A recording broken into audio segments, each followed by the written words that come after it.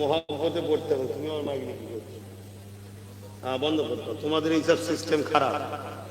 একটা মৌলী সাহেব আলোচনা করছে আর বিছখানে এসে গেছে হুজুর, এই তাকবীর দাও, এই করে করেই তো আমাদের সঙ্গে আলেমদের সব দ্বন্দ্ব লেগে ফেললেন। কথা বুঝে আসছে না? এগুলো করবেন না। যে মাইক ধরে আছে সে ভালো বোঝে। আমি তো তারও পীরের বেটা, আমি কিনার পীরের বেটা নয়। তাহলে আপনার শুধু পীরের বেটা নাকি? ইনিও ভালো বোঝে তাকবীর দিতে হয়। আমার পীরের আওলাদ এসেছে, আমার পীরের খুন এসেছে। আমি যদি পীরকে মানি তো পীরের লাঠিকে মানবো না? যে তো পীরের খুন, কেন তাকে সম্মান করবো না? আউযু বিল্লাহি মিনাশ শাইতানির রাজীম। বিসমিল্লাহির রহমানির রহিম।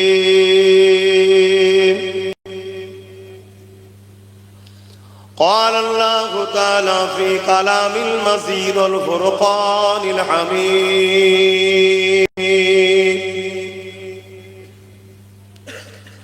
إن الله وملائكته يصلون على النبي يا أيها الذين آمنوا صلوا عليه وسلموا تسليما اللهم صل على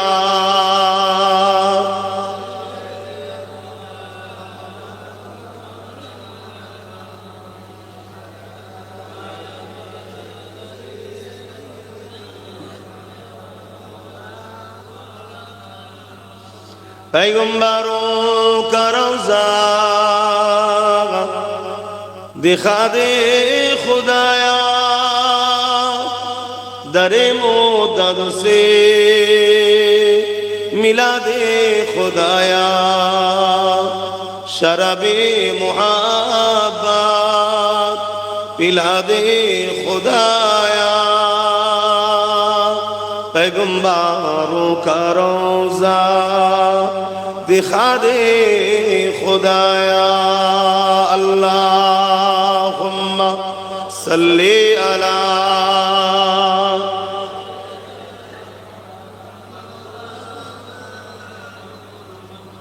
वला आली।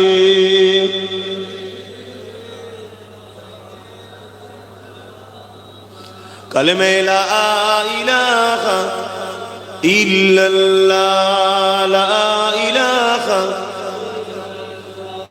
ला इलाहा इल्लल्लाह मुहम्मदुर रसूलुल्लाह। हस्बी रब्बी जल्लल्लाह मा फी क़ल्बी खैरुल्लाह। नूर मुहम्मद सल्लल्लाह हक़ ला इलाहा इल्लल्लाह, ला इलाहा ला इलाहा इल्लल्लाह मुहम्मदुर रसूलुल्लाह। अल्लाहुम्मा सल्ली अला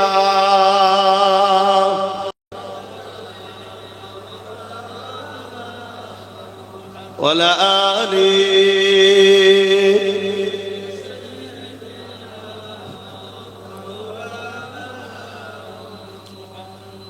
আলহামদুলিল্লাহ, লম্বা চওড়া ভূমিকা নয়, সংক্ষেপ সময়। আমরা ইসলাম ধর্মের অনুসারী, বলি আলহামদুলিল্লাহ। খুশি তো নাকি? এই পৃথিবীতে হাজারো ধর্ম আছে, কোন ধর্মের পক্ষে বিপক্ষে আলোচনা করার কোনো শখও নেই, ইচ্ছাও নাই। যার কাছে ধর্ম তার ধর্ম, তার কাছে তার পছন্দ, তার কাছে। আলহামদুলিল্লাহ, আমাদের ধর্মের নাম হলো ইসলাম। তামাম কায়নাতের স্রষ্টা রব্বুল আলামিন বলছেন ইন্না দীনা ইনদাল্লাহিল ইসলাম। মহান স্রষ্টার কাছেও পছন্দনীয় মনোনীত ধর্ম হলো ইসলাম। বলুন সুবহানাল্লাহ। আমরা গুনাহগার, গুনার মাপ আছে, কিন্তু বেঈমানের মাপ নাই। ইসলামের সঙ্গে ধোঁকা গাদ্দারদের মাপ নাই, ইসলামের দুশ্মনদের মাপ নাই। কারণ ইসলামের বিরোধী মানে কোরআন ও রসুলের বিরোধী। কোরআন ও রাসূলের বিরোধী মানে স্বয়ং স্রষ্টার বিরোধী। আর স্রষ্টার যে বিরুদ্ধে যাবে তাকে স্রষ্টা মাফ করবে না। একটা হলো নিজের জীবনের ক্ষতি, আর একটা হলো মহান স্রষ্টার মনোনীত ধর্মের ক্ষতি। দুই ক্ষতি কিন্তু এক নয়। নিজের ক্ষতি যদি কেউ করে, সে যদি তওবা ইস্তেগফার করে, আল্লাহ তাকে মাফ করবেন, অদা করেছে। কিন্তু কেউ যদি দিনের ক্ষতি করে, আল্লাহ তাকে কিন্তু ক্ষমা করবে না। আজ আমাদের ধর্ম ইসলাম, এই ইসলাম শুরু হয়েছে বাপ আদম মা হাওয়া থেকে। অনেকে বলে ইসলাম ১৫০০ বছরের, এটা তাদের শিক্ষার অভাব বা মিথ্যাচার করার একটা লক্ষ্য শুধুমাত্র। ইসলাম শুরু হয়েছে পৃথিবীতে দুটো মানুষ দ্বারা, এক হলো আদম আর এক হলো হাওয়া। তার আগে কোনো মানুষ ছিল না, ধর্মের প্রয়োজনও ছিল না। বাপ আদমও তাওহীদ বিশ্বাসী, মা হাওয়াও তাওহীদ বিশ্বাসী। পৃথিবীতে সর্বপ্রথম ইসলামের আলো ভারতবর্ষে এসেছে, জোরে বলুন সুবহানাল্লাহ। বাপ আদম আলাইহিস সালাম ডাইরেক্ট জান্নাত থেকে হিন্দুস্তানে এসেছে। নিচেই চলে যান যে করে, এরকম বিচখানে আটকালে অঝরে।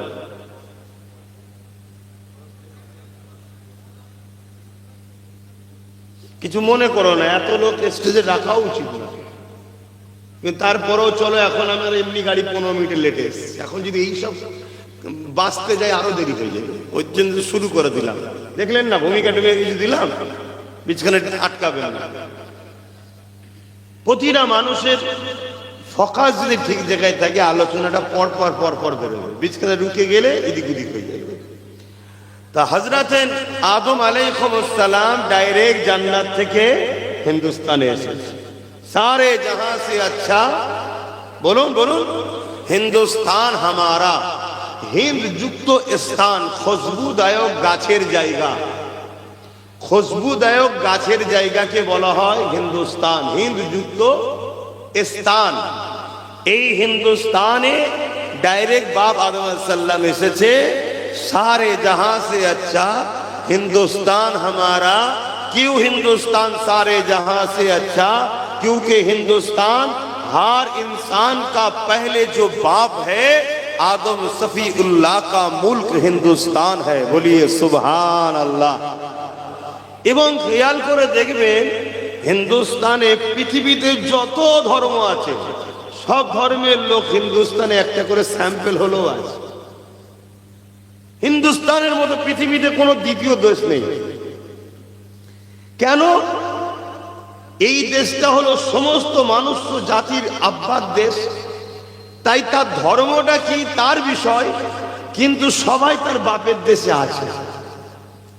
এবং জাজিরাতুল আরব, যেটা আমার নবী পাক সাল্লাল্লাহু আলাইহি সাল্লামের দেশ, যেটা হলো আম্মা হাওয়া তেনার দেশ। জোরে বলুন সুবহানাল্লাহ। তো যাই হোক, পুরো পৃথিবী জুড়ে ইসলামকে বারবার টার্গেট করা হয়েছে, মিটিয়ে দিবার। হাজারো মিথ্যাচার হয়েছে, ইসলাম কে লিয়ে হাজারো ফিল্ম তৈরি হয়েছে, ইসলাম কে লিয়ে হাজারো কার্টুন তৈরি হয়েছে, ইসলাম কে লিয়ে হাজারো জালিম অত্যাচারী শাসকরা তাদের ক্ষমতা পর্যন্ত প্রয়োগ করেছে ইসলামকে মিটাবার জন্য।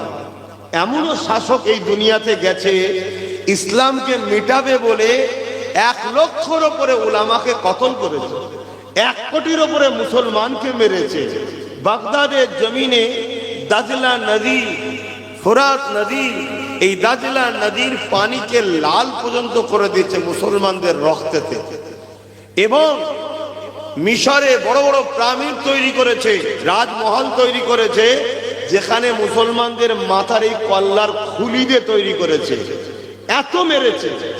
বাগদাদের মাদ্রাসাগুলোকে, লাইব্রেরিগুলোকে আগুন দিয়ে উজাড় করে দিয়েছে। টার্গেট একটাই, ইসলামকে মিটাবো। কারণ ইসলাম তো মানুষ্য জাতির প্রথম বাবা যিনি, তিনার ধর্ম ইসলাম। মানুষ্য জাতির প্রথম মা যিনি, তিনার ধর্ম ইসলাম। এরপরও এক শ্রেণীর মানুষ ইসলামকে মিটাতে চাইছে। কারা? ইতিহাস গাওয়া দিচ্ছে ইসলামকে মিটাতে চাইছে তারা যারা ক্ষমতার জোরে মানুষের প্রভু হওয়ার স্বপ্ন দেখে। আর ইসলাম বলছে প্রভু হলো একজন, লা ইলাহা ইল্লাল্লাহ। বলুন লা ইলাহা ইল্লাল্লাহ, আল্লাহ কে সিवा दूसरा कोई माबूद ही नहीं। তাহলে তারা দেখছে, যারা মানুষের প্রভু হতে চায় তারা দেখছে ইসলাম থাকলে আমার তো বাধা হচ্ছে, তাই ইসলামকে মিটাও, তাহলে লা ইলাহা ইল্লাল্লাহ থাকবে না, আমার বিরোধী করার কেউ থাকবে না। তাই ফেরাউনও চেয়েছিল ইসলামকে মিটাবো, নমরুদও চেয়েছিল ইসলামকে মিটাবো, এজিদও চেয়েছিল ইসলামকে মিটাবো, আবু জেহেল, উতবা, সাইবা, উমাইয়াও চেয়েছিল ইসলামকে মিটাবো, এমন করে বুশ চেয়েছিল ইসলামকে মিটাবো, চিঙ্গিস খান চেয়েছিল ইসলামকে মিটাবো। আজকে বড় দুঃখের বিষয়, আমার বাপ আদমের দেশে তো একদল কিছু মানুষ বেরিয়েছে যারাও চাইছে ইসলামকে মিটাবে। এ হাওয়া নতুন করে শুরু হয়েছে না হয় না? এরা জানে না ইসলামটা কি। এরা মনে করেছে মুসলমানকে মেরে ফেলা মানে ইসলাম শেষ। এরা জানে না বুশ ইসলামকে মিটাতে গিয়ে নিজের কন্যাকে ইসলামে দিয়েছে। বুশের কন্যা কোরআনের হাফেজা হয়েছে মুসলমান হয়ে, জোরে বলুন সুবহানাল্লাহ। এরা জানে না যাদেরকে আব্বা বলে ডাকিস সেই ইউরোপ দুনিয়া আগামী 40-এর মধ্যে তারা বলছে সংখ্যা গুরু হবে ইসলাম, জোরে বলুন সুবহানাল্লাহ। এরা মনে করছে মুসলমান শেষ, ইসলাম শেষ না।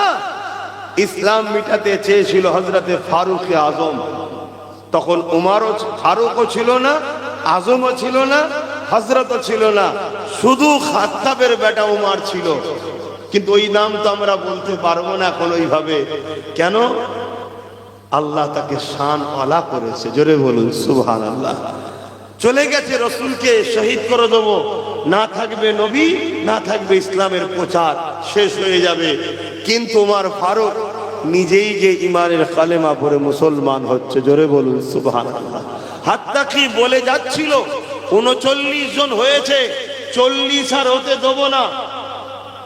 উমার ফারুক বলে যাচ্ছে 39 জন হয়েছে, 40 আর হতে দেব না। আমার আল্লাহর ফেরেশতারা আলোচনা করছে, উমার তো বিরাট বড় পালোয়ান, তার মোকাবেলায় তো কেউ নাই। যেমন আজকে আমরা অনেকে মনে করি আমার দেশের মাথায় বসে আছে বিরাট বড় পালোয়ান, মোকাবেলায় কেউ নাই, বলে না? হ্যাঁ, এটাই তো আমাদেরকে ধ্বংসের কারণ। এগুলো যারা বলে তারা আমাদের ঈমানকে দুর্বল করে,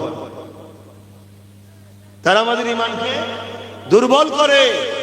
আরে সেদিনও বলেছিল যে কি হবে, উমারের মোকাবেলা, উমার আসছে।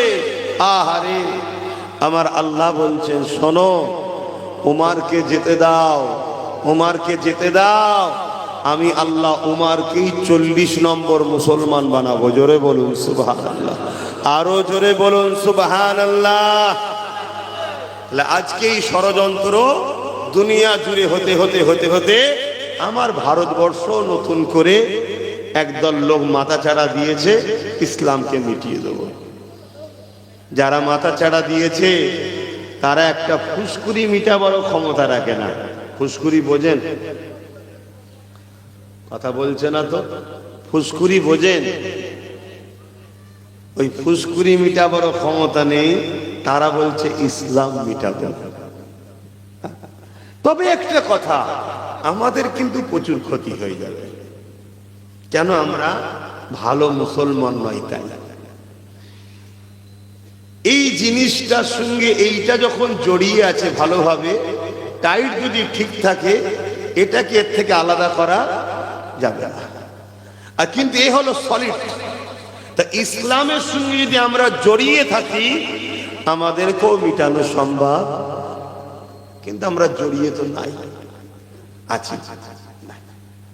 এজন্য আজ এ কথা বলতে বাধ্য হচ্ছি, যারা মসজিদ মিটাতে চাইছে তারা মিটে যাবে, মাদ্রাসা যারা মিটাতে চাইছে তারা মিটে যাবে, কোরআন যারা মিটাতে চাইছে 100% তারা মিটে যাবে। সূর্য পূব থেকে ওঠে পশ্চিমে ডোবে, কাল যদি পশ্চিম থেকে ওঠে কেউ বলে এটা যেমন অসত্য, তার থেকেও অসত্য হলো ইসলামকে কোরআনকে কেউ মিটাবে বলছে ওটা সম্ভব নয়। হ্যাঁ, একদিন সূর্য পশ্চিম থেকে উঠবে, সেটা কিয়ামতের দিন একদিন উঠবে, কথা বুঝে আসছে, কিন্তু সেদিন বাকি আছে। তো সেই জায়গাতে আজকে এখন দিন এটা যেমন সত্য, তার থেকেও হাজারো লক্ষ গুণ কোটি সত্য, কোন মা এমন সন্তান দুনিয়ায় জন্ম দিতে পারেনি আল্লাহর বাণী কোরআন ইসলাম রসুলের মেসেজকে মিটিয়ে দিতে পারে। জোরে বলুন সুবহানাল্লাহ। এটা আমি বড় চ্যালেঞ্জের সাথে বলছি।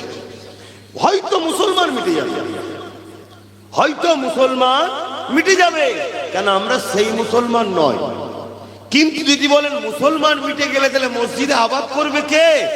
যারা মিটাতে চাইবে তাদেরই নাতি পুতিরা আবাদ করবে। ওই যেমন বুশের মেয়ে কলমা পড়েছে, তাদেরই ঘরে সব কলমা পড়বে। আল্লাহ সব পারে, পারে না পারে না। যে বাবরি মসজিদে প্রথম আঘাত দিয়েছে সেই আবার 100 মসজিদ তৈরি করছে। কে তাকে পরিবর্তন করলো? বলুন বলুন। কিন্তু আমরা কি করে বাঁচবো, এটা একটা বড় বিষয়। আমরা যদি বাঁচতে চাই, যেটা মিটান নয় সেটার সাথে জুড়ে যেতে হবে, ইসলামের সাথে জুড়তে হবে। আমরা ইসলামের নামে তালপুকুর ঘটি ডোবে না, আমরা নামে মুসলমান। আমাদের সেই ডিউটি নাই যে ডিউটি আল্লাহ আমাদেরকে দিয়েছে। আল্লাহ আমাদেরকে দুটো কাজ দিয়েছে। কটা? এই কাজ দুটো যদি করি তবেই তো আমরা মুসলমান। আল্লাহ কোরআনে বলছেন, কুনতুম খায়রা উম্মাতিন উখরিজাত লিন-নাস তা'মুরুনা বিল মা'রুফ ওয়া তানহাউনা আনিল মুনকার। হে শ্রেষ্ঠ উম্মত, তোমরা, আমি তুমি শ্রেষ্ঠ উম্মত। কেন শ্রেষ্ঠ উম্মত? অন্যায়কে মিটাতে হবে, ন্যায়কে প্রতিষ্ঠিত করতে হবে। এই দুটো কাজ আল্লাহ দিয়েছে। এই দুটো কাজ যদি আমরা করার দায়িত্ব নিই, আবার যদি বদর হয় বিজয় আমাদের হবে, আবার যদি খন্দক হয় বিজয় আমাদের হবে, আবার যদি দুনিয়াতে মঈনুদ্দিন আজমিরির মোকাবেলায় কেউ যেমন এসেছিল, এক মঈনুদ্দিনেরই বিজয় হয়েছিল। জোরে বলুন সুবহানাল্লাহ। আমরা আমাদের ডিউটি ভুলে গেছি। আমাদের ডিউটি দুনিয়ার বেঈমান, জালিম, অত্যাচারী, ঘুষখোর, জিনাখোর, চরিত্রহীন, সমাজ বিরোধী, মানবতা বিরোধী নেতাদের পিছনে ঘোরা আমাদের ডিউটি নয়। আমাদের ডিউটি হলো এই গরিবের এতিমের চোখের পানি মুছানো, এই গরিবের বিধবার অধিকার দেওয়া, এই গরিব, এই সমাজ থেকে মদকে মুক্ত করা, এই সমাজকে দুর্নীতি মুক্ত করা, এই সমাজকে ঘুষ মুক্ত করা, এই সমাজকে রেপ মুক্ত করা, এই সমাজকে দুর্নীতি মুক্ত করা, এই সমাজের মানুষের অধিকার দেওয়া। এই সমাজের যদি হিন্দু বিপদে পড়ে তাকেও বাঁচানো, এই সমাজে যদি আদিবাসী বিপদে পড়ে তাকেও বাঁচানো, এই সমাজে যদি মতুয়া বিপদে পড়ে তাকেও বাঁচানো। আল্লাহর সৃষ্টিকে বাঁচাইয়ে এই সমাজে শান্তি, সভ্য, ন্যায়, ইনসাফ, ইনসানিয়াত, এক কথায় মানব বন্ধন তৈরি করে এই পৃথিবীতে সাম্য প্রতিষ্ঠিত করা, এটা আমাদের ডিউটি। জোরে বলুন সুবহানাল্লাহ। তার মধ্যে যেতে পারে নামাজের কথা বলবেন না। নামাজ হলো ব্যক্তিগত ডিউটি, নামাজ ব্যক্তিগত ডিউটি, এটা হলো সামাজিক ডিউটি। ব্যক্তিগত ডিউটি, আমি এসে নামাজ পড়লাম আপনার গ্রামে, নাই তো ডাইরেক্ট করে পড়তে পারতাম। আমি যদি নামাজ না পড়তাম কার ক্ষতি হতো ভাই? বললাম, আমি যদি নামাজ না পড়ে উঠে চলে আসতাম কার ক্ষতি হতো? আপনাদের কারো ক্ষতি হতো? আমার ক্ষতি হতো। আমি নামাজ পড়লাম, আপনাদের কারো লাভ হয়েছে? আমার লাভ হয়েছে। এটা হলো ব্যক্তিগত জীবনে। কিন্তু এই সমাজ থেকে যদি মদকে বন্ধ করা যায়, বলুন শুধু আমার লাভ? বলুন বলুন বলুন। এই সমাজের মেয়েগুলো বেঁচে যাবে। আজকে যদি 100টা রেপ হয়, 90টা মদের কারণ। শুনছেন তো নাকি?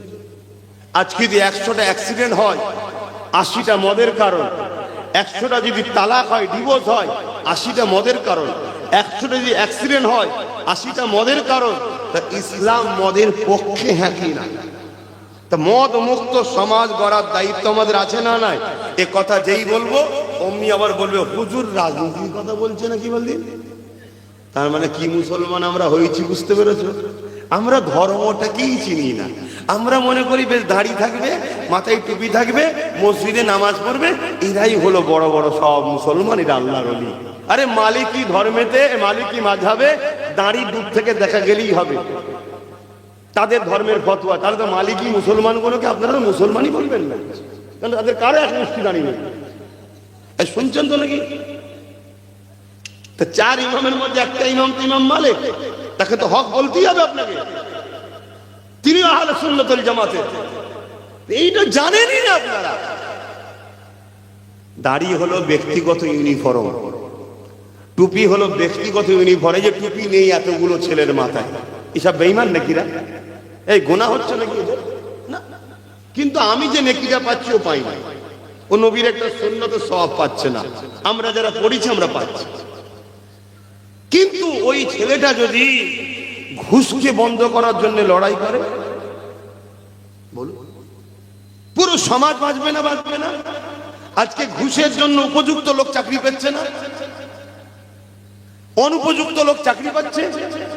তারপরে আপনার ছেলে তার কাছে পড়তে যাচ্ছে, সে টেবিলে মাথাতে ঘুমোচ্ছে, আপনার ছেলে দিনকে দিন পড়াতে গুল্লা পাচ্ছে।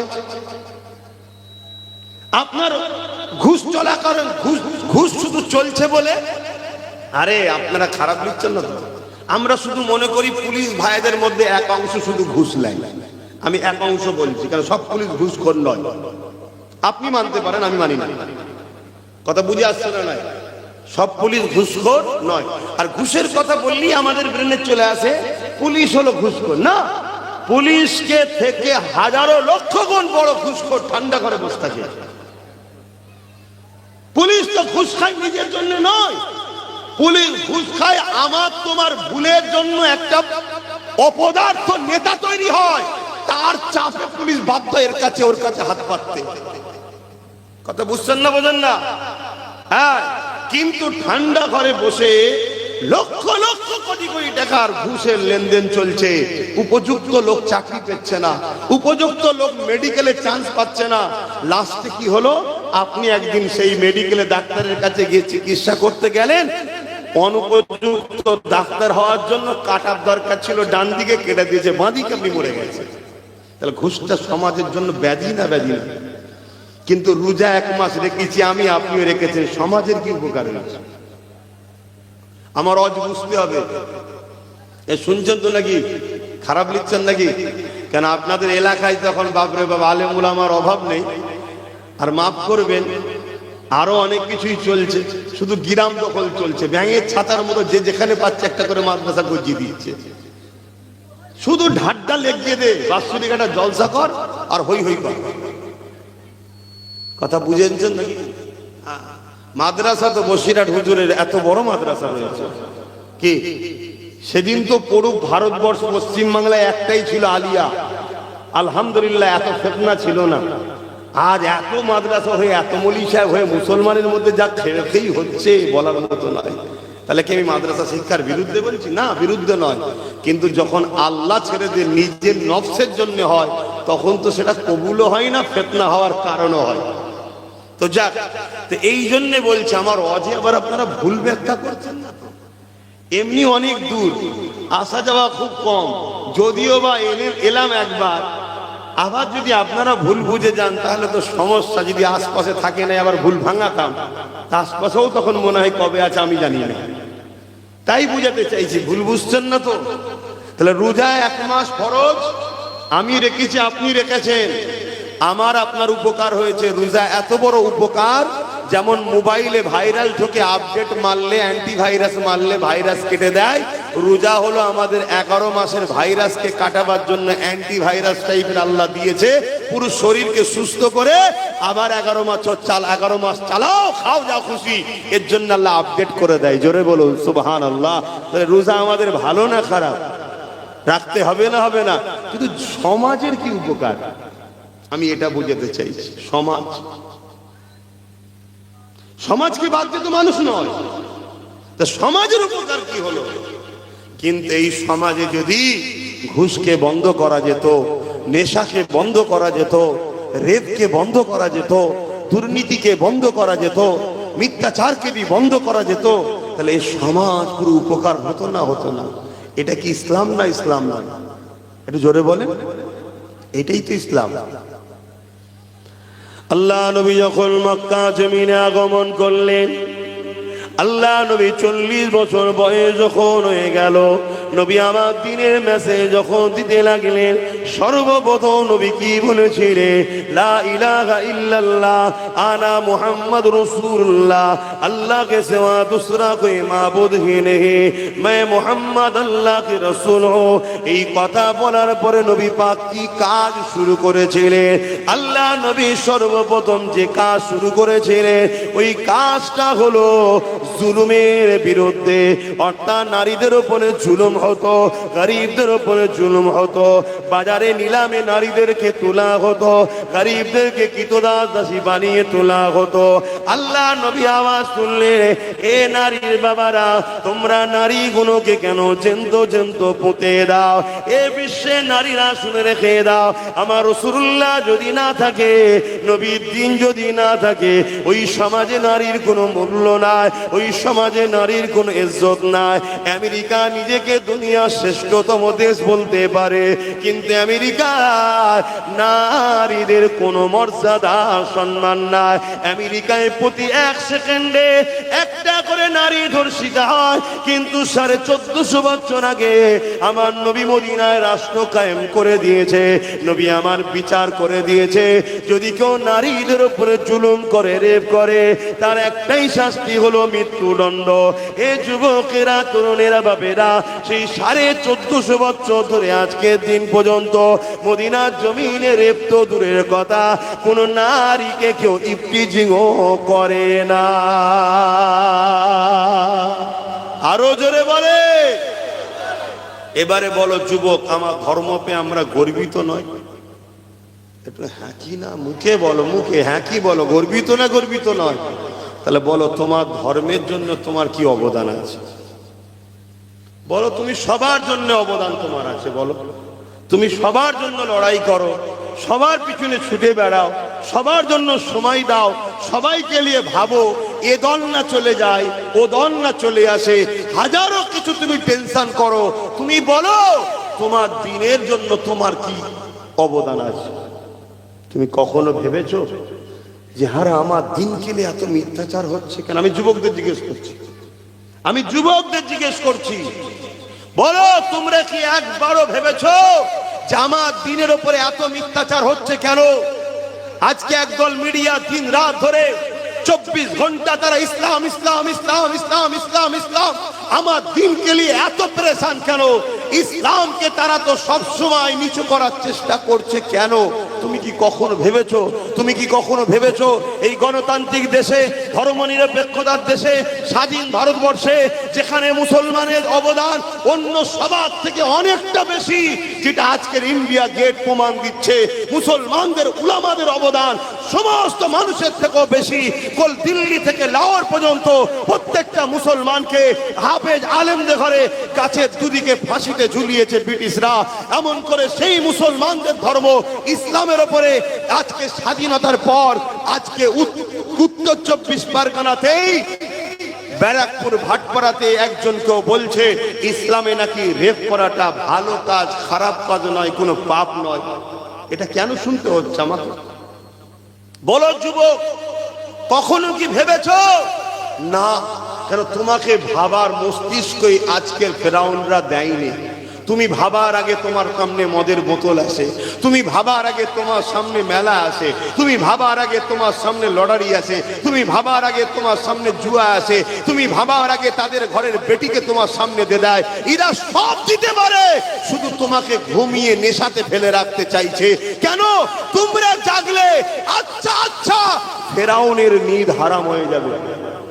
এ জাতিকে ঘুম পড়াও, এ জাতিকে মোহাম্মদ রসুলের থেকে সরাও, এ জাতিকে তার কোরআন দূরে রাখো, এ জাতিকে মোহাম্মদ রসুলের ওয়ারিস আলেমে হাক্কানীদের থেকে দূরে রাখো।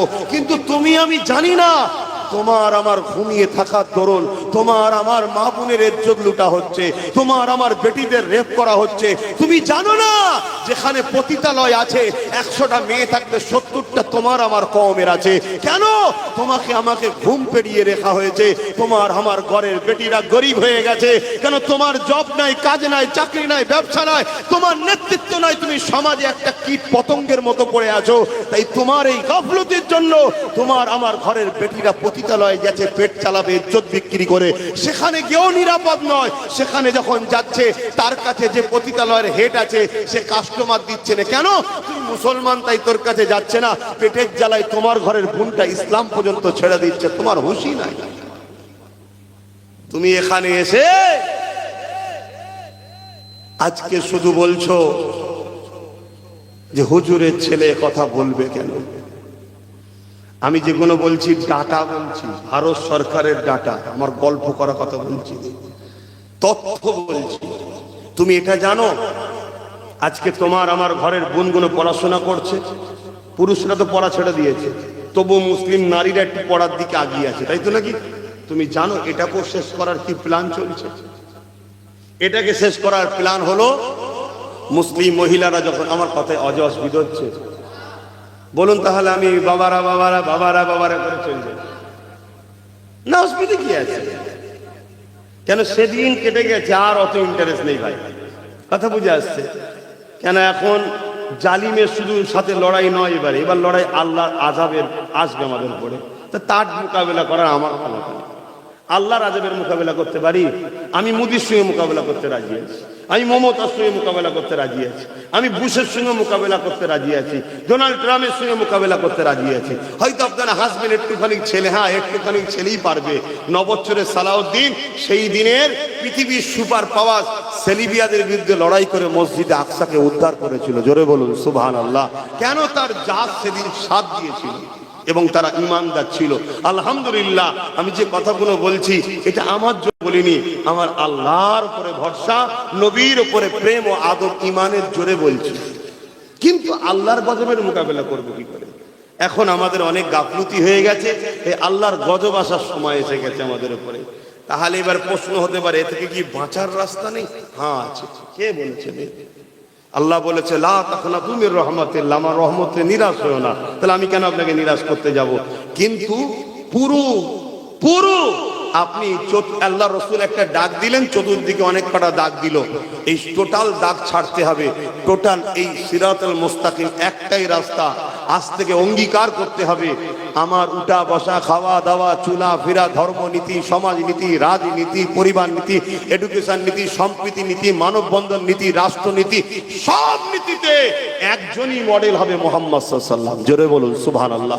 অন্য কেউ নয়, কোনো পীর, পিসায়, মুফতি, মাওলানা, হযরত, আজি, গাজী কেউ আমাদের মডেল নয়। আমাদেরকে যদি মোহাম্মদ রসুল চিনাই, তাকে আমি হুজুর বলে, উস্তাদ বলে সম্মান করব, কিন্তু মডেল আমাদের একজন মুহাম্মদ সাল্লাল্লাহু আলাইহি ওয়াসাল্লাম। এই আকীদায় তুমি চলে আসো, এক্ষুনি তোমাকে গায়েবী সাহায্য করা হবে, এক্ষুনি তাতানাজ্জালু আলাইহিমুল মালায়েকা, ফেরেশতা আসবে। কে বলেছে আসবে না? আল্লাহর কোরআন বলছে আমি পাঠাবো ফেরেশতা, সাহায্য করবে তোমাদের। কথা মাথায় ঢুকছে? কিন্তু সেই রাস্তায় আসতে হবে তো, যদি না আসতে পারো কি করা যাবে? তো ভাইরা আমার, যে কথা বলছিলাম, আমার বোনেরা স্কুলে যাচ্ছে, পড়াশোনা করছে, আমরা ছেলেরা তো ছেড়ে দিয়েছি। এই সুযোগে একটা নতুন পরিকল্পনা শুরু হয়েছে। কি? প্রকাশ্য মিডিয়াতেও তো বলছে, দেখতে পাচ্ছেন কি জানি না, এসে দেখা যাবে এক অমুসলিম ইসলাম বিদ্বেষী ঘরের কোনো ছেলে দেখা যাবে ওই বোনটাকে এসে বলবে, তোদের ইসলামের এই কাজটা আমার খুব পছন্দ।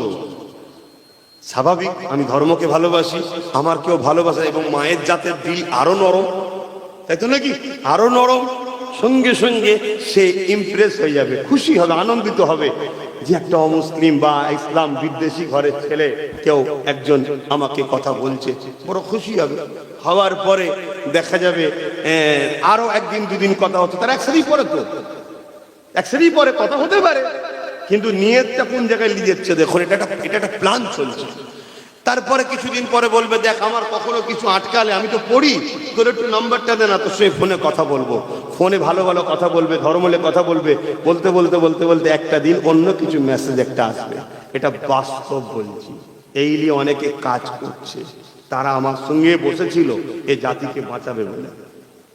আমি বলেছিলাম যে আমি আলোচনা করব, আজকে তোমাদেরকে জানাচ্ছি, ডাটা সহ তা আমাকে দেখিয়েছে। আচ্ছা আচ্ছা, ভালো ভালো ঘরের মেয়েরা জড়িয়ে গেছে। কথা বুঝে আসছে? আগুন আর মোম এক জায়গায় কখনো করতে নাই, হলে পাপ হওয়াটা, গলে যাওয়াটা স্বাভাবিক।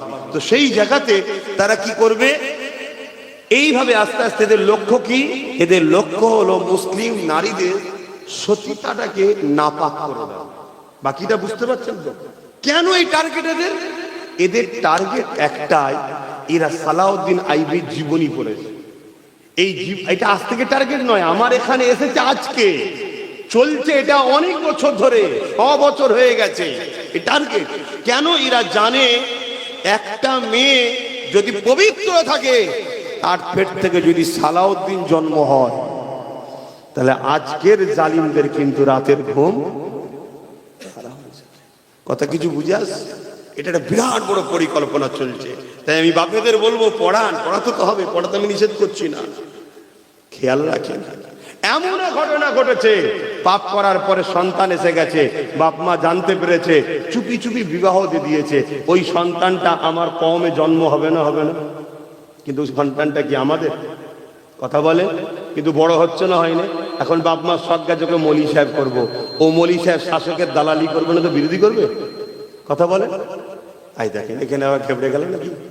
এরম দালাল মলি সাহেব আছে না? নয়, আজকেও দালালি করছে, এখনো। ঠিক আছে, নাই ভুল বুঝেছে, এখনো দালালি চলছে। এরা হলো ওই ধরনের সব প্রোটেকশন। কথা বুঝে আসছে তো নাকি? হ্যাঁ, কোনো অসুবিধা নেই। আমার কাছে মসজিদটাকে মলি সাহেব আগে নয়, আমার কাছে কোরআনটাকে মলি সাহেব আগে নয়, আমার কাছে মাদ্রাসাটাকে মলি সাহেব আগে নয়। হ্যাঁ, যে মলি সাহেব হকের পক্ষে, ন্যায়ের পক্ষে, মুহাম্মদ সাল্লাল্লাহু আলাইহি ওয়াসাল্লামের ওয়ারিস হবে, তার মুখের দিকে তাকালেও গুনাহ মাফ হয়। জোরে বলুন সুবহানাল্লাহ। তাহলে উলামার সম্মান আছে না নাই? আল উলামা ওয়ারাসাতুল আমবিয়া, উলামারা তো নবীর ওয়ারিস। কিয়ামতের দিন সর্বপ্রথম বেহিসাব যারা জান্নাতে যাবে তারা তো আলেম উলামা। জোরে বলুন সুবহানাল্লাহ। কিন্তু এটাও বলবো, সর্বপ্রথম জাহান্নামে যাবে যারা, তারা কারা? তারা উলামা। তাহলে উলামা দু ধরনের হলো না? হলো না? একদল উলামা হবে মান আহাব্বা লিল্লাহ ওয়া আবগাদা লিল্লাহ ওয়া আতা লিল্লাহ ওয়া মানা লিল্লাহ ফাকাদ ইসতাকমাল ঈমান। ভালোবাসবে আল্লাহর জন্য, দুশমনি করবে আল্লাহর জন্য, মুখ খুলবে আল্লাহর জন্য, মুখ বন্ধ রাখবে আল্লাহর জন্য, কারোর সঙ্গে আত্মীয়তা করবে আল্লাহর জন্য, কারোর সঙ্গে বিচ্ছেদ হবে আল্লাহর জন্য। এরাই হলো ওয়ালা উলামা, এদের জন্য বেহিসাব জান্নাত। আর একদল উলামা হবে এলেম শিক্ষা অর্জন করবে, কিন্তু হতভাগা আকবরের সাথ দিয়ে অর্থ নিয়ে দ্বীনে ইলাহি কিতাব লিখবে। লিখেছে না লেখেন? আজকেও সেরকম আছে না? নাই। হ্যাঁ, গাড়ি ভর্তি চাল এলো, মলি সাহেব মনে করছে আমার মাদ্রাসায় চলে এসেছে, 2 তলা বিল্ডিংটা করে দেবো, 10 লাখ টাকা নিলাও, ভাবছে আমার হয়ে গেল। দলদাস হয়ে থাকলে হবে না, হক কথাকে বলতে হবে। কেন আজ আমার মসজিদ, মাদ্রাসা, কবরস্থান, ঈদগাহ, খানকা যাবার পিছনে যারা লিখছে তারা যতটা না দোষী, তার থেকে বেশি দোষী আমরা নিজেরা। আমরা তাদেরকে সুযোগ দিয়েছি, তাই তারা সুযোগে হাত বাড়াচ্ছে। আমরা যদি প্রথমেই হাতকে কেটে দিতাম, তাহলে এই সুযোগ তারা কখনো সাহস নিত না। হাসেন বাপের আল্লাহর কাছে জবাব দিতে হবে।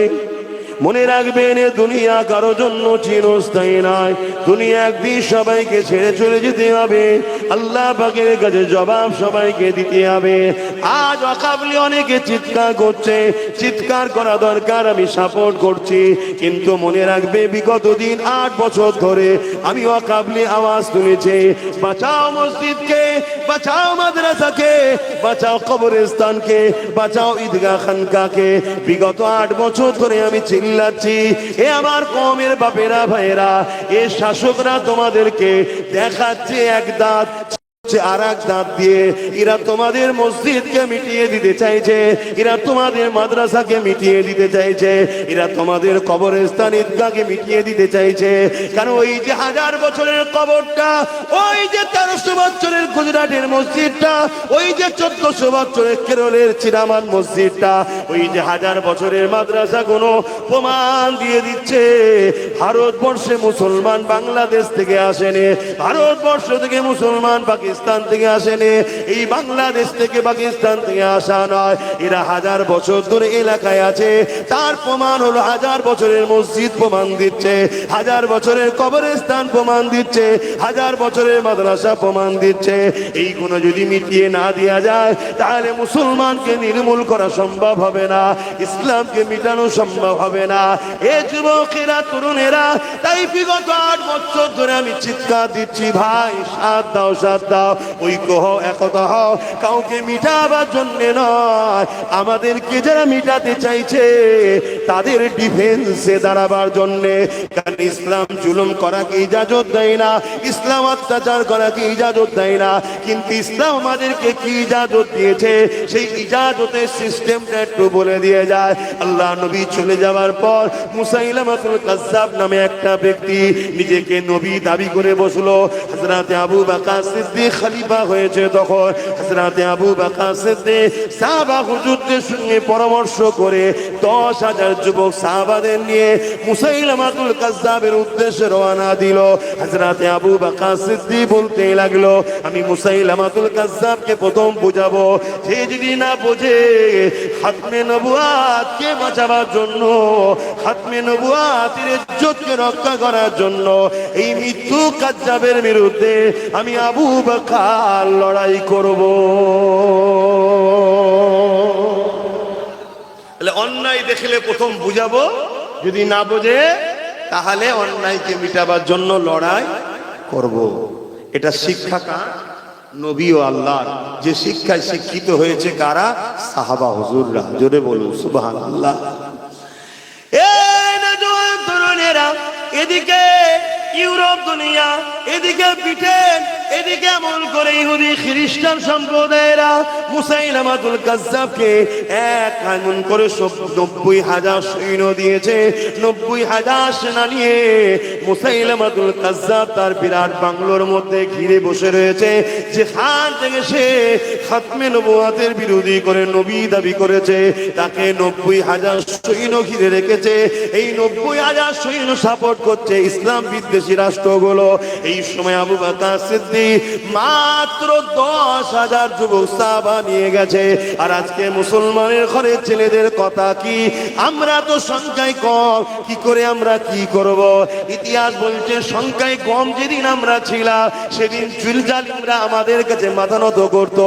আজ আমরা সংখ্যা বেশি হয়ে গেছে, জালিমদের কাছে আমরা গোলাম হয়ে গেছি।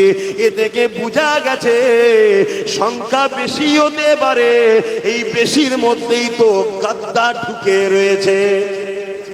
শুনছেন? যেদিন সংখ্যা কম ছিল দুনিয়া আমাদের কাছে, জালিমরা আমাদের কাছে মাথা নত করত। আর আজকে সংখ্যা বেশি, আমরা জালিমদের গোলাম হয়ে গেছি। কারণ কি? আমাদের মধ্যে ঘোলা পানি ঢুকে গেছে। ঘোলা পানি বোঝেন তো নাকি? হ্যাঁ, আমার জমিন কিন্তু চাষ অন্যজন করে চলে গেছে। বাকিটা বোঝার হয় বুঝুন না, আর বেশি খুলে বলতে পারবো। আশা করছি সব ভালোই বুঝা ছেলে নাকি? হাঁ করলেই ধরে নিচ্ছে এখন কি বলতে চাইছে। আর এগুলো বুঝবেন না, কি কোম্পানি, বুঝতে পারছেন তো? বুঝতে পারছি। তরুণেরা মুসাইলামাতুল কাজ্জাবের কাছে আল্লাহ নবীর সাহাবী হযরত আবু বকর সিদ্দিক 10,000 সাহাবাদের নিয়ে দিয়ে গেল। সাহাবা হুজুরকে রেখে দিয়ে হযরত আবু বকর সিদ্দিক এইভাবে আগিয়ে গেলেন। 90,000 সৈন্য নিয়ে মুসাইলামাতুল কাজ্জাব বড় অহংকারের সঙ্গে বসে রয়েছে। হযরত আবু বকর সিদ্দিক বলতে লাগলো, এ মুসাইলামাতুল কাজ্জাব, আল্লাহর কোরআন যেখানে বলেছে ওয়ালাকির রাসূলুল্লাহি ওয়া খাতামান নবী, আমার নবী পাক হলো শেষ নবী, সেখানে তুমি নবী দাবি করে কেন সমাজের বুকে ফিতনা লাগাতে লেগেছো? এই কথা যখনই বলতে লেগেছে, এ মুসাইলামাতুল কাজ্জাব, তুমি পরিবর্তন হও, তুমি তওবা করে ইস্তেগফার করো, ফিরে আসো। মুসাইলামাতুল কাজ্জাব আবু বকর সিদ্দিকের কথাকে শুনছে, কিন্তু চতুর্দিকে আবার তাকিয়ে দেখছে আবু বকরের সাথে মাত্র 10,000 আছে আর আমার দিকে 90,000 রয়েছে। অর্থাৎ এই সুযোগে আবু বকরকে ছেড়ে দেওয়া যাবে না। এই সুযোগে আবু বকরের 10,000 সাহাবা সাথীদেরকে মেরে দিতে হবে, কেন আমার হাতে 90,000 রয়েছে। ঠিক আজকের মুসাইলামাতুল কাজ্জাবরাও ভাবছে, আজকেও মুসাইলামাতুল কাজ্জাবরা ভাবছে মুসলমানের হাতে কোনো নেতা নাই, মুসলমানদের কোনো এমপি মন্ত্রী নাই, মুসলমানদের কোনো মিনিস্টার নাই, মুসলমানদের কোনো সিএম পিএম নাই, মুসলমানদের কোনো সেনা নাই, পুলিশ নাই। এই সুযোগে এদেরকেও ভারত থেকে মিটিয়ে দিতে হবে। ভাবছে না হবে না? কিন্তু ওরা জানে না রেজাল্টটা কি হয় পরে এটা ওরা বোঝে না। আল্লাহ প্রথম চিটেগুলোকে সাইজ করে দেবে। চিটে বোঝেন তো, ধানের সাথে থাকে, প্রচুর মুসলমান মরবে প্রথমে, অস্বীকার করছি না, সব চিটেগুলো।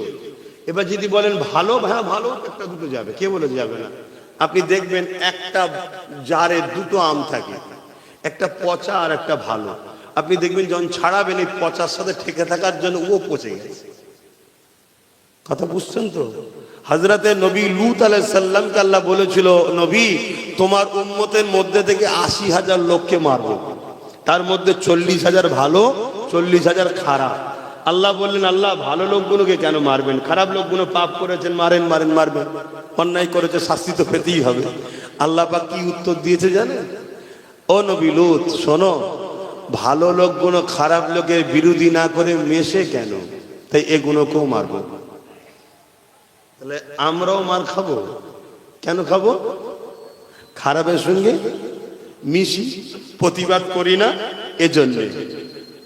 কথা শুনছেন তো নাকি?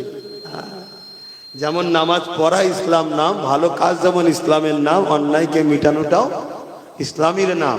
কেউ যদি বলে আমি ভালো কাজ করব, অন্যায়ের বিরোধী করব না, তার মানে সে ইসলামের আর্ধেক মানলো, আর্ধেককে অস্বীকার করলো, মানলো না। আর কিয়ামতের দিনে যারা হক কথা বলবে না, দুনিয়ায় জুলুম দেখার পরও চুপ থাকবে, কিয়ামতের দিন আল্লাহ তাদেরকে বুবা শয়তান করে তুলবে। এবার যদি বলে ও ভাইজান সব ঠিক আছে, হক কথা বললে তো জেলে যেতে হবে, তো তুমি আল্লাহকে ভালোবাসো, আল্লাহর জন্য জেলে যাবে না? ইব্রাহিম নবী আল্লাহর জন্য আগুনে গেল, ইউসুফ নবী জেলে গেল, মুসা নবী দেশ ছেড়ে নদী পার হয়ে চলে গেল, তা তুমি যাবে না? আমার নবী আল্লাহর প্রেমে উহুদের ময়দানে দন্দা মোবারক শহীদ করলেন, তা তুমি করবে না? কেমন প্রেমিক তাহলে? কথা কিছু বুঝে আসছে তো? এসব আল্লাহর পরীক্ষা, আল্লাহর পরীক্ষা। এ বাপেরা না জওয়ানেরা, মুসাইলামাতুল কাযযাব ইশারা করে দিল ৯০,০০০ সৈন্যদের দিকে, আবু বকর ও তার বাহিনীকে ঘিরে ফেলো, এদেরকে একটা কেউ বেঁচে না যায়, এখান থেকে যেতে দেওয়া যাবে না। হামলা হয়ে গেল। সিদ্দিক আকবর আওয়াজ দিয়ে দিলে, ভাইরা আমরা এসেছিলাম বুঝাবো বলে, কিন্তু যখন হামলাই চাইছে, ডিফেন্সে তৈরি হয়ে যাও। আল্লাহু আকবার দিয়ে ১০,০০০ মুজাহিদ ইসলাম নবীর সাহাবারা ডিফেন্সে দাঁড়িয়ে গেল।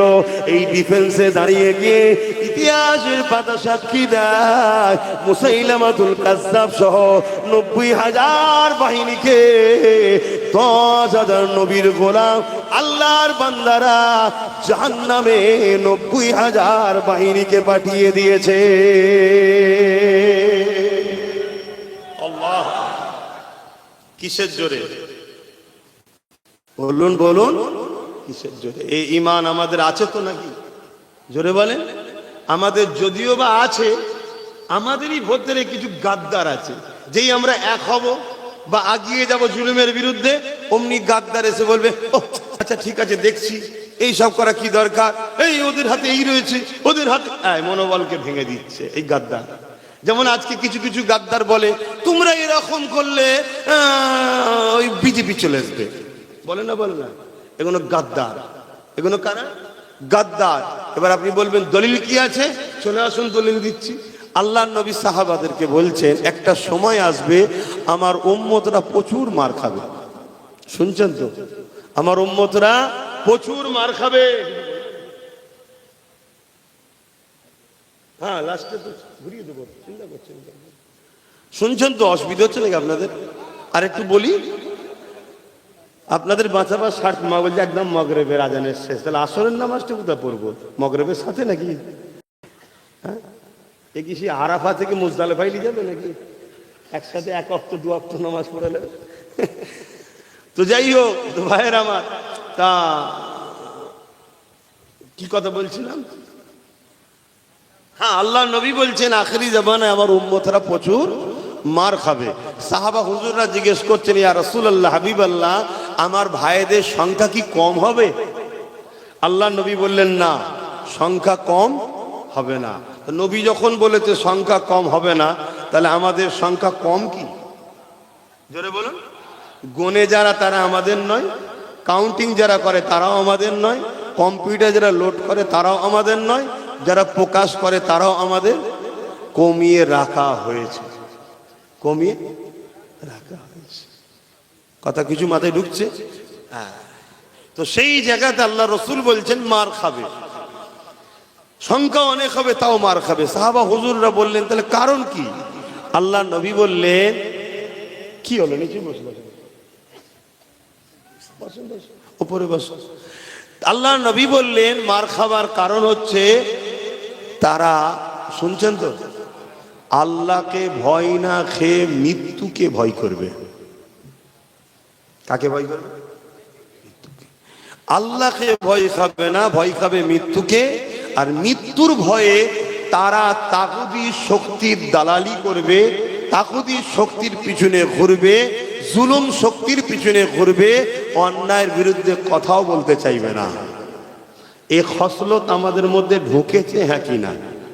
আর এই খসলত ঢুকিয়েছে কারা? বল। একদল উলামারা, একদল মোল্লা মৌলী সাহেবরাই ঢুকিয়েছে। হ্যাঁ, আমিও উলামা, আমিও মৌলী সাহেব, কিন্তু একদল ঢুকিয়েছে, একদল এই জাতিকে বারবার ভয় দেখিয়েছে।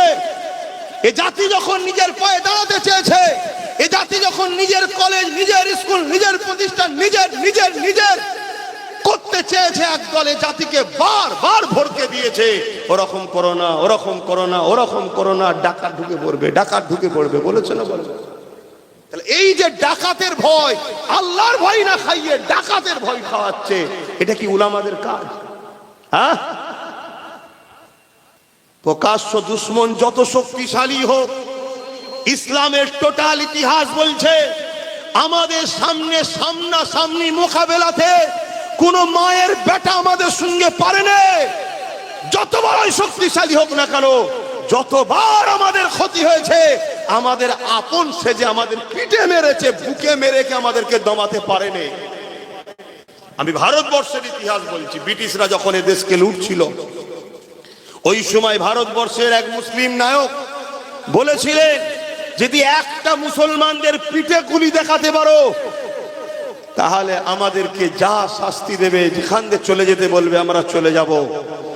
তাদের মুসলমানদের লাশগুলোকে নিখুঁত ভাবে চেক করা হয়েছে, একটা মুসলমানের পিঠে গুলি পাওয়া যায়নি, সব ব্রিটিশদের গুলি মুসলমানদের বুকে লেগেছে। অতএব পিঠ দেখিয়ে পালানো জাতি মুসলমান নয়।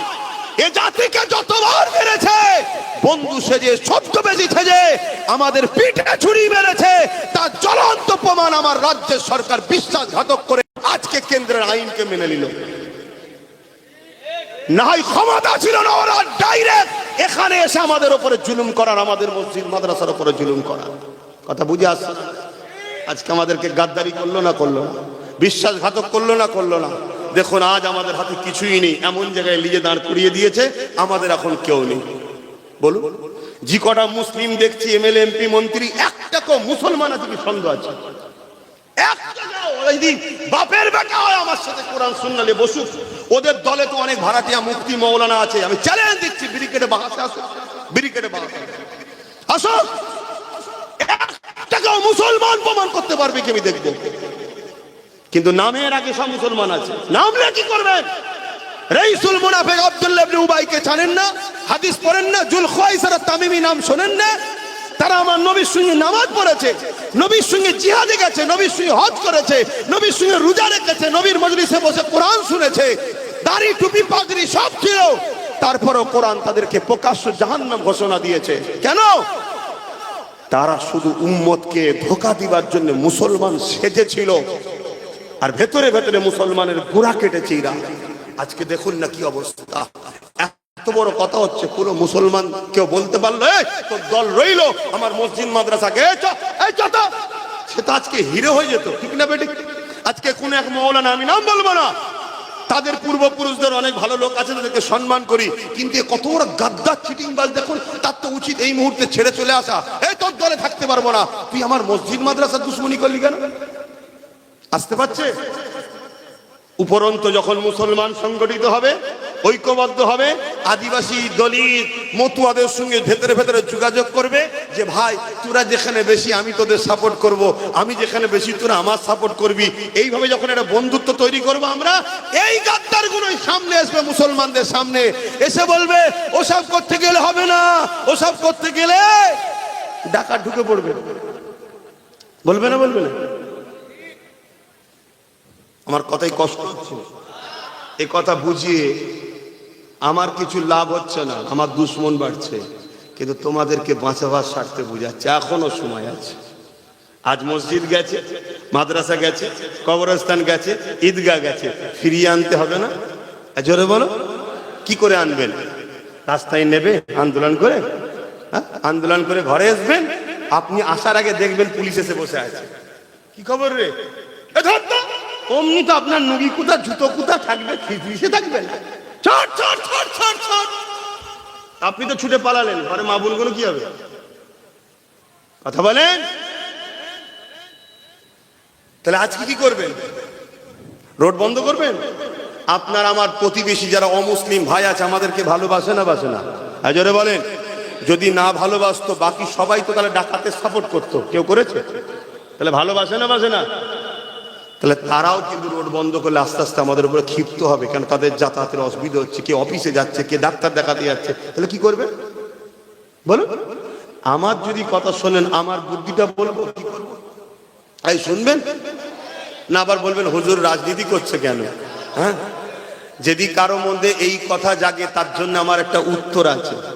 সেই উত্তর হলো এটা, আপনারা রাজনীতির নেতাগুলোকে বলবেন যে আপনারা রাজনীতি করছেন না ধর্মনীতি করছেন, কোনটা করছেন ওদেরকে জিজ্ঞেস করুন। যদি বলেন রাজনীতি করছি, তাহলে মসজিদ মাদ্রাসা কবরস্থানলে মাথা মারতে হবে না, রুজি রুটি চাকরি বাকরিলে মাথা মারে। ওদেরকে যাকে বলেন, তাহলে আমি আমার এখানে চলে আসবো। ও আমার মসজিদে হাত দেবে, তা আমি ওর গদিতে হাত দেবো না? কি তখনই তুই বলবি আমার গদিতে হাত দিলি কেন? আমি মসজিদ থেকে বেরো, তুই তোর গদিতে যে বসবি না, আমি আমার গদিতে মসজিদে তসবিহ পড়বো? কি তুই আমার ঘরে ঢুকে গেছিস, আমি তোর ঘরে হাত দেবই? এখন প্রত্যেকটা আলেম ওলামা, ইমাম, মুফতি, মাওলানা, আমি মনে করি সবার জরুরি হয়ে গেছে মসজিদের জুম্মায় খুতবাতে দেরিও রাজনীতির কথা বলা। কেন রাজনীতি ইসলামে আছে না নয়? জোরে বলে, বলা দরকার, বলা দরকার। তবে এই মেসেজটা যাবে জালিম নেতাদের কাছে। এই সব মুসলমানরা বলা শুরু করেছে, তখন ওরা বলবে এটা কি হচ্ছে, তোমরা হুজুর মানুষ এরকম করছো কেন? তখন আমরা বলবো তোমরা নেতা মানুষ হুজুর হতে চাইছো কেন? তোমরা তোমার জায়গায় যাও, আমরা আমার জায়গায় থাকবো, তবেই তো সমাধান হবে। আর নচেতে সমাধানের রাস্তা নেই। বা কথা বুঝে আসছে? তা চলে আসেন, এবার আমি বলছি কি, যে পাওয়ারে ওরা আমার মসজিদ মাদ্রাসা কবরস্থান ঈদগাহ খানকাকে লিখছে, এই পাওয়ারটা কি পাওয়ার? জোরে বলো। রাজ পাওয়ার। যেমন রাজ পাওয়ারে ওরা আমাদের মসজিদ মাদ্রাসা কবরস্থান লিখছে, আমাদেরকেও রাজ পাওয়ার তৈরি করে আবার আইন তৈরি করে আমরা আমাদের ফিরিয়ে নিতে হবে। পারবেন না? জোরে বলেন, পারবেন না? কেন আপনারা ছাড়া অন্য কারো দল চলবে না। তাহলে আপনারা তার সঙ্গে কথা বলবেন যে ওয়াদা করবে যে হ্যাঁ আমি যদি আসি বা আমরা যদি আসি তাহলে এই কাজটা করে উইথড্র করে দেবো। কিন্তু তার মানে এটা নয় যে আমরা সবাই মিলে তাকে সাপোর্ট করব। কেন জিতার পরে সেটা আবার গাদ্দার হতে পারে। ওই চেয়ারের একটা পায়া, সেই বলেছিলাম মনে আছে, ওই চেয়ারের একটা পায়া এই যে বসে আছে, আমি আমাদের মৌলানা সাহেবকে দিয়েই বলছি, কথা বুঝে আসছে? মৌলানা সাহেবই ধরুন বসে আছে গদিতে, আর আমি বসে আছি তো নাকি? এখন তিনটে পায়া ওনার নিজের আর একটা আমাদের। উনি যদি ওইখানে বসে আমাদের বিরোধী করে, তাহলে আমরা তো এসে বলবো ওটো আমার পায়াটা খুলে নি, বসে থাকতে পারবে? তাহলে আমাদের যদি 50, 60, 70টা থাকে, বাকি তোরা যা করবি করবে, যা চারজন মিলে মারপিট করে কে কি পেয়েছিস দেখবো। এবারে যে আসবি আয়, আমার পা লাগাই বস। শুনছেন তো নাকি? আমার কথা বুঝছেন তো নাকি? আর বসে যেন বলবি নি দিল্লি চলে যাও, তাহলে এসে কান ধরে তুলে দেবো। শুনছেন তো নাকি? হ্যাঁ, যদি আজ আমার হাতে থাক তোর কান ধরেই তুলতুন। বাপের বেটা বলে যাচ্ছি, কান ধরেই তুলে দিতে বল। আগলা আমি ধরেছিস, কথা বুঝছেন না, বলছেন না? কিন্তু আমার কম আমার কথা শুনলো না। যদিও বা শুনেছে, ওই এক শ্রেণীর দালালদের ঘরে অর্থ দিয়ে ছেড়ে দিয়েছে, তারা যা ভয় দেখিয়েছে এ কম সব জড়ো হয়ে গেছে। আরে একই ব্যাপার, গোডাউন একটা, শোরুম দুটো, এখানে অন্য নামে বিক্রি হচ্ছে, অন্য রাজ্যে অন্য নামে বিক্রি হচ্ছে, কি পার্থক্য আছে বলুন না? ও মাদ্রাসা ভাঙছে বোল্ডুজার দিয়ে, ও মাদ্রাসা ভাঙছে বোল্ডুজার দিয়ে, ও ওয়াকফকে নিয়ে নিল, ও ওয়াকফকে নিয়ে নিল। আর একটা খবর জানেন আপনারা, এটা জানেন আপনারা, যেসব মসজিদগুলো ওয়াকফে লিল্লাহ নেই, এমনি অনেক মসজিদ আছে তো নাকি, সেই মসজিদগুলোকে সার্চ করে দেখেন, পশ্চিমবঙ্গ সরকার কালেক্টর দখল করে নিচ্ছে। আপনাদের খুঁজেই নেই, আপনি শুধু ওই উকান লিগে ওর পিছনে ছুটছেন। এই যে ভেতরে ভেতরে কি ক্ষতি আপনাদের করে দিয়ে যাচ্ছে আপনারা জানেন না। আপনাদের আর একটা খবর জানেন, ওবিসি কি হয়েছে? ওবিসি, এই ওবিসি জানেন কি জিনিস?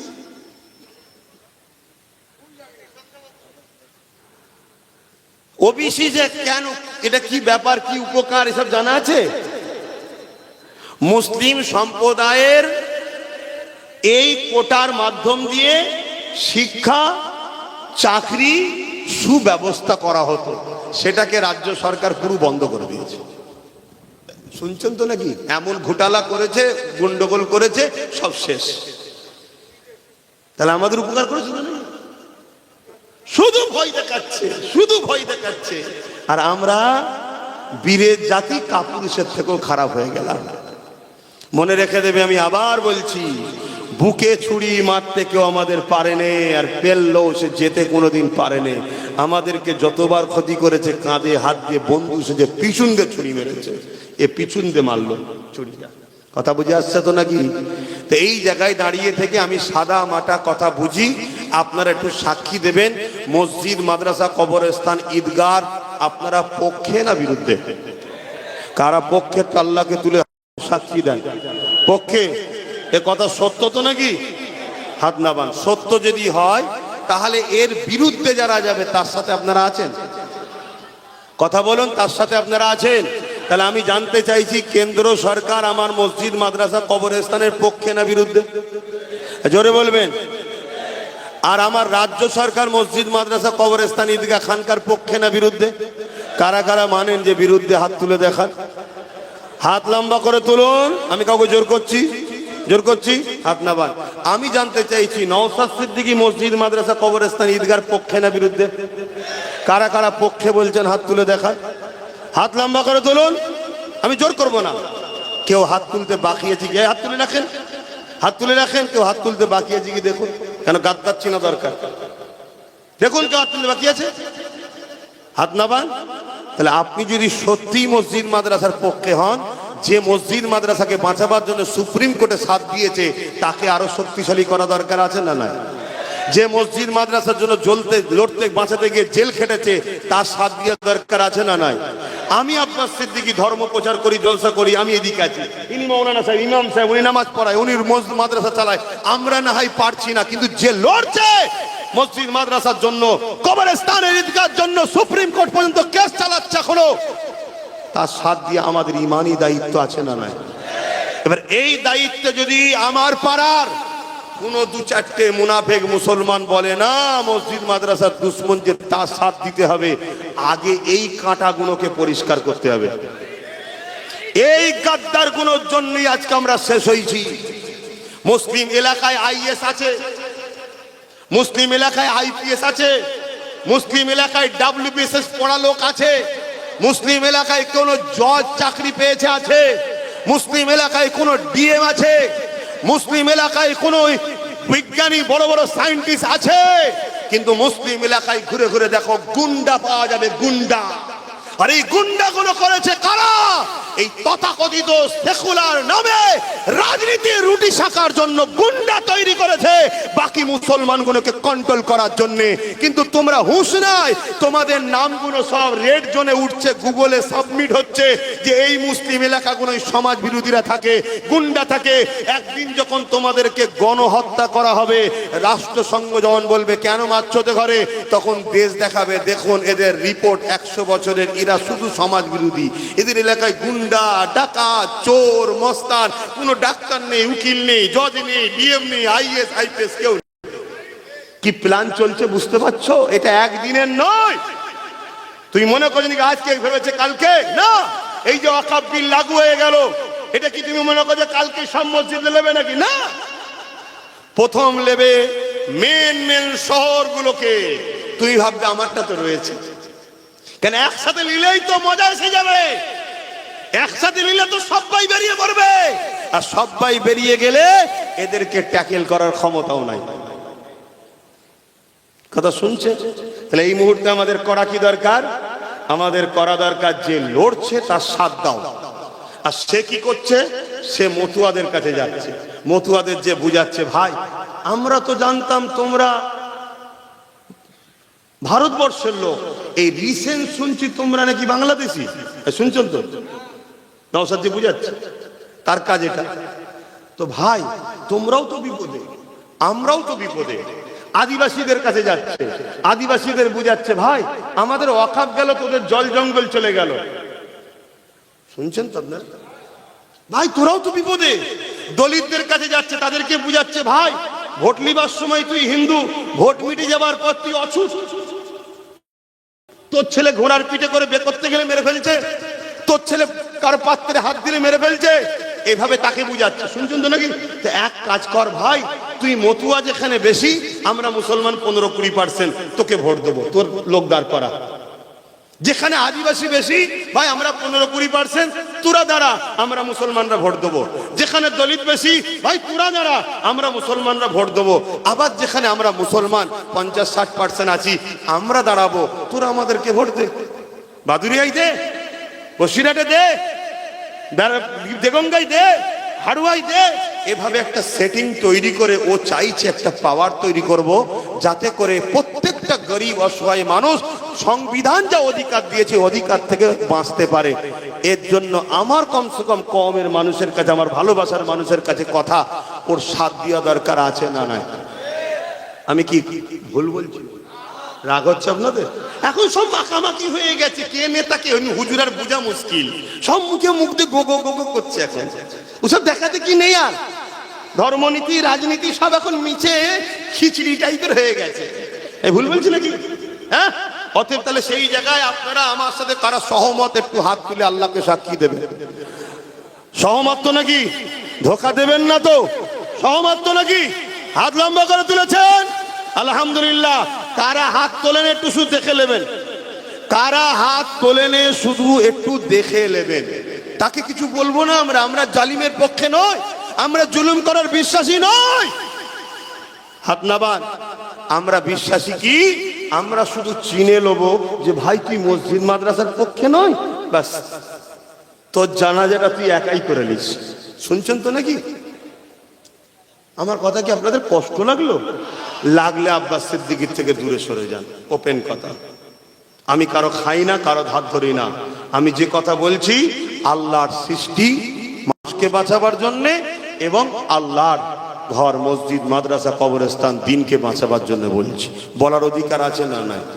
এ কথা বলতে গিয়ে এক জায়গায় বলেছিলাম যে ভোট দিয়া অমুক অমুককে হারাম, সব কেটে বাদ দিয়ে শুধু একটা কথা ছড়িয়েছে, টিএমসি কে ভোট দিয়া হারাম আব্বাস সিদ্দিকী বলছি। দেখেছেন তো নাকি? বলেছি ভোট দিলে ইমান চলে যাবে। কি বলেছি বলবেন তো? ইমান চলে যাবে। এই কথাটুকু কেটে ছড়াচ্ছে। একটু আপনারা পুরোটা শুনবেন কি? পুরোটা শোনা দরকার আছে না নাই? বিশেষ করে আপনাদের এই বসিরহাট সাব ডিভিশনে একটু বেশি করে ছড়াচ্ছে। কথা বুঝে আসছে? কারা করছে সেটাও জানি। কথা বুঝে আসছে? কেন অনেক সময় চাল, আলু, পেঁয়াজ, ইটা সেটা পাই, তো এই জন্য একটু করতে হয়, না করলেও নয়।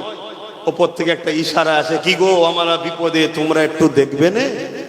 কথা বুঝে আসছে তো নাকি? এই জন্য চেষ্টা করছে, কিন্তু সত্য মিথ্যাটা জানা দরকার আছে না নাই? তাই যদি শুনতে চান, তাহলে কারা কারা শুনতে চান একটু হাত তুলুন।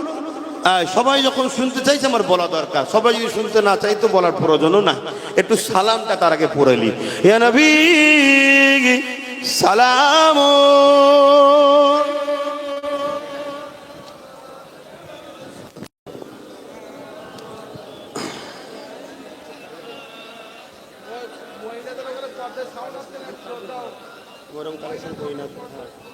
আপনারা লোক রেডি করেন, সালাম আমাদের পানি গোবরা হুজুরের আওলাদও এসছে, ওনাদের ওখানেও সময় দাওয়াত করেছে, কি যে হবে আল্লাহ জানে, আমাকে আবার দাওয়াত করেছে, হুজুর খুঁজে পাইনি, কি যে হবে আল্লাহ জানে। তো যাই হোক, কবে জলসা গেল আপনাদের? ও মাঘ মাসের 28-29, আমার মানে 29 তারিখে দাওয়াত করেছেন এরা। আল্লাহ বেঁচিয়ে রাখলে, সুস্থ রাখলে আসবো। যাই হোক, এখন আজকে এলাম, এই পর্যন্ত যা বললাম কষ্ট হলো নাকি? যদি হয় এই সুযোগে আস্তে আস্তে বেরিয়ে যান, কথা বুঝে আসছে? আর যদি কষ্ট না হয় তাহলে ভাইয়ের সাথ দেবেন তো। আগামী দিন আমি একটা ডাক দেবো, চলছে কাজ, ব্রিকেট করার প্রসেসিং চলছে, খবর পেলে গাঁটের পয়সা খরচ করে একটু যেতে হবে। যাবেন না? কেন যেতে বলছি জানেন? মাথা যত বাড়বে, ভিড় যত বাড়বে, জালিম তত ঘাবড়াবে, কথা বুঝে আসছে? এজন্য আপনাদের বলছি, মাথা বাড়ানো দরকার, ভিড় বাড়ানো দরকার। কেন? আন্দোলনই বিপ্লব তৈরি করে, আর বিপ্লবী জুলুমকে খতম করে, কথা বুঝে আসছে? আমি এতক্ষণ ধরে যা ওয়াজ করেছি আপনাদের, হ্যাঁ বললে তাকেই পাঠাবো, এবারে শুনছেন তো নাকি? আমরা এটা ইতিহাস জানি, যত আমরা সংগঠিত হব, ঐক্য হব, তত একে অপরকে দেখে আমাদের মধ্যে আত্মবিশ্বাসটাও জন্মাবে, ঠিক না বেটি? হ্যাঁ। তো সেই জায়গাতে আমাদের দায়িত্ব, আমাদের অকাব, আমাদের মসজিদ, মাদ্রাসা, কবরস্থান, ঈদগাহ, খানকাকে যে লুটতে চাইবে তাকে আমরা ছাড়বো না, ঠিক না বেটি? সে যত বড় সুপার পাওয়ার হোক না কেন, কেন কোনো পাওয়ারই চিরস্থায়ী নয়, একমাত্র একজনেরই পাওয়ার চিরস্থায়ী, যিনি হলেন আল্লাহ সাইয়্যিদুল কাদির, যিনি একমাত্র শক্তিমান। জোরে বলুন সুবহানাল্লাহ। যিনি আমাদেরই ইমানের পরীক্ষার জন্য জালিমদেরকে বসিয়েছে। অতএব এই জায়গায় আমরা ফেল হয়ে গেলে হবে না, আমাদেরকে পরীক্ষা মজবুতির সাথে দিতে হবে। তো যাই হোক, আসেন সকলে উচ্চ আওয়াজে জবান খুলে সালাত ও সালাম পাঠ করব, সকলে পড়েন।